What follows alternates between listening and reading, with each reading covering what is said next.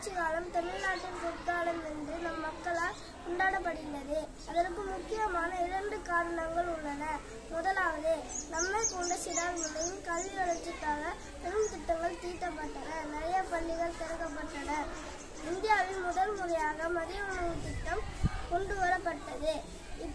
இத்திட்டத்தின் அடிப்படை நோக்கம் அன்றைய காலகட்டத்தில் நிறைய பேர் கல்வியின் முக்கியத்துவத்தை அறிந்திருக்கவில்லை. அத்திட்டத்தினால் நிறைய தாய்மார்கள் தன் பிள்ளைக்கு ஒருவேளை உணவாறு கிட்டட்டும் என்று பள்ளிக்கு பிள்ளைகளை அனுப்பி வைத்தனர். இதனால் தமிழ்நாடு அனைவருக்கும் கல்வி திட்டத்தில் பெரிய வெற்றி அடைந்தது. இரண்டாவது ஐயாவின் ஆட்சி காலத்தில் நீர் மேலாண்மை மிகவும் சிறப்பாக இருந்தது. இன்றும் தமிழ்நாட்டில் இருக்கும் முக்கியமான அணைகள் ஐயாவின் ஆட்சி காலத்தில் கட்டப்பட்டவை. இன்று தமிழ்நாட்டில்